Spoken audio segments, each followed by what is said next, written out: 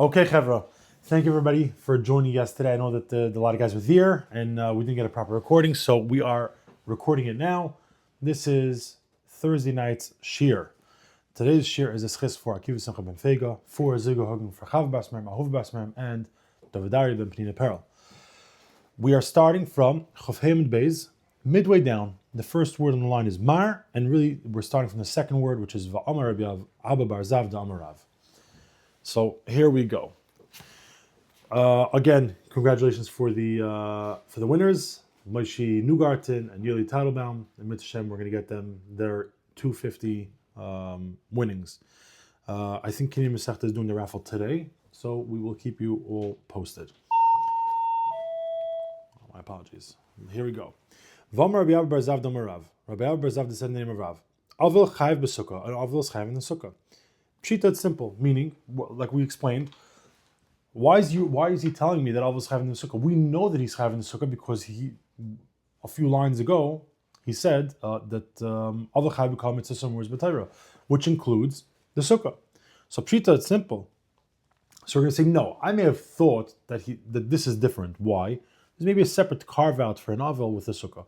I may have thought, Hoyel, V'amar Rabbi Zav Da'amarav, Mitzvah Potem in Sukkah, that since there's someplace else that he says that a mitzvah is parted from the sukkah, so he said, okay, he says Aval is chayv in all the mitzvahs in the Torah, but the mitzvah is parted from the sukkah, so an Aval is mitzvah, maybe that will sort of be able to carve it out. So we say, Hi Nami, mitzvah, this guy over here is mitzvah. Kamash Milan, we needed to bring this case to clearly tell you that no, he is also chayv in a sukkah. Hani mili the mitzvah de memela. So when do we say that a mitzvah is part from a sukkah? Not an avel. It has to be someone who's a mitzvah from the sukkah itself. Meaning, you're in the sukkah, it's too sunny, it's too hot, it's too cold, whatever it is, that being in the sukkah causes you tar, then you could leave. Otherwise, you can't go out. Aval hacha, but here, he himself is causing himself the grief. Meaning, technically, of course, a person who loses a family member, whatever it is, it's tremendous tar. But what he's saying is that you should be able to get it together in order to be Mekayim the mitzvah. That's what we're talking about. He should get it together. He should pull it together. Yes, it may be difficult, but pull through, be Mekayim the mitzvah. Rabbi Abba Bar Zav Da'amarav. Rabbi Abba Bar Zav said the name of Rav. This is going to be a new thing that he's talking about. Chasen v'ashashvinun v'chol bnei chuppah p'tur min sukkah. Kol shiva.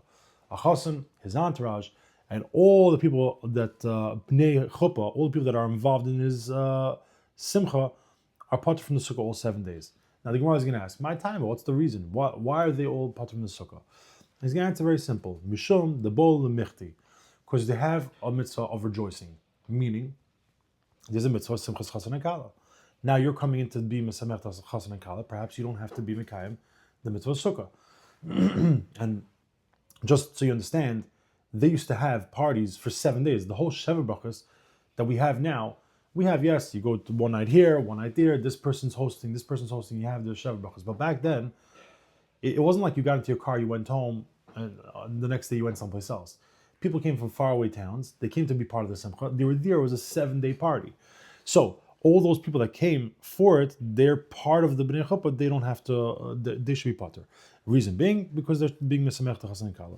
So now we're going to try to find ways to say, no, perhaps they could bundle them both. Why can't they go into the sukkah? And we're going to bring a bunch of scenarios, and we're going to bring each one why it doesn't work. Let them eat in the sukkah, and let them also rejoice in the sukkah. Why can't they have both? Ein simcha ela b'chuppah. So he says the simcha by Chasen and Kala is only in their primary residence, meaning the Chasen and Kala, where their residence is. And right now, when it says ela b'chuppah, we're not talking about like what we say the chuppah, the canopy with the 4 poles. We're talking about their residence where they live. And that's where the simcha is. So now he's going to ask, okay, if that's where the simcha is, great. Let them eat in the sukkah and go and party in the house. Big deal.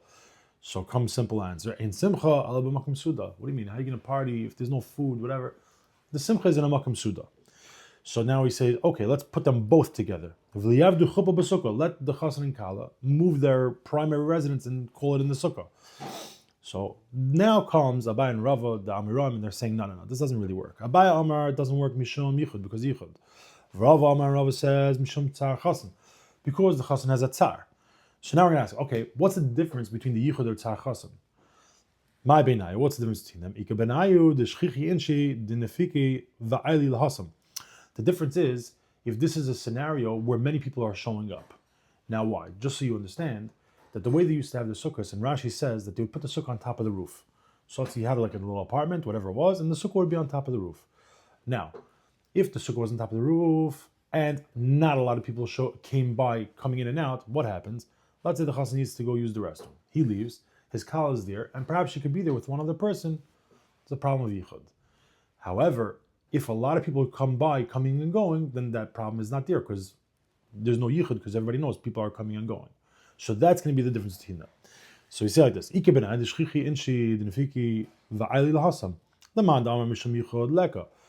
to Manda Amar, because of yichud, we don't have that problem if a lot of people are coming and going, even if it's on top of the roof. But according to Manda Amar, because of Tzar Chasan, that you have. Now, what's the Tzar Chasan is talking about? That they're not going to be able to really schmooze and be a little, joking around together. They may not be comfortable. If a lot of people are coming and going, the Chasan and Kala may not be comfortable in their environment. Now, big deal. What are we saying? These are people that are coming, they're guests. So what happened was, back in the day also, not everybody had a sukkah like we have today, which has mamsh all four walls or whatever it is. Over there, they would have two walls, and the third one could be a tefach, right? So what would happen? There's a lot of open area, and people were always able to look in, and the chazan and kala may not feel super comfortable, enjoying time, schmoozing, and so on.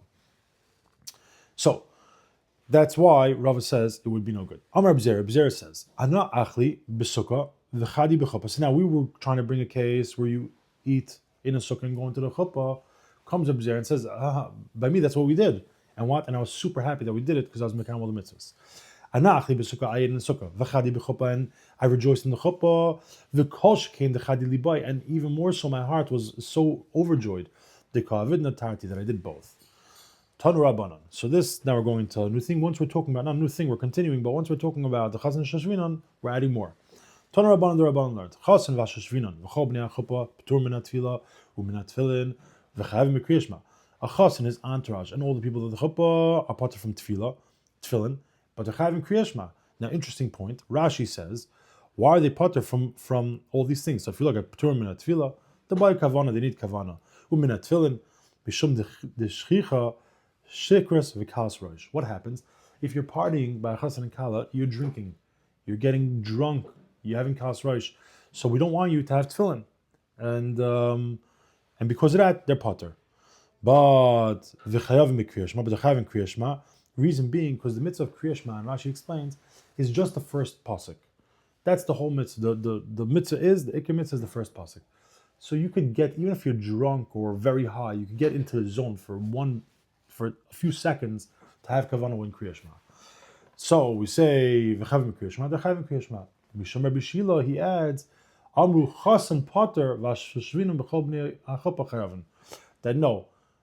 Not everyone is chayiv, everyone else is chayiv, but the chassan's pater. The reason being, because the chassan, even that 10 seconds, he can't get his mind together, he's in all tarud, so therefore he is not chayiv in kriyashma. Rabbi Isai, have a wonderful Shabbos. Thank you everybody for showing up last night, and we will see you Be'ezus Hashem on Monday. Emir Hashem on Shabbos. I will do the weekly review. Have a good Shabbos.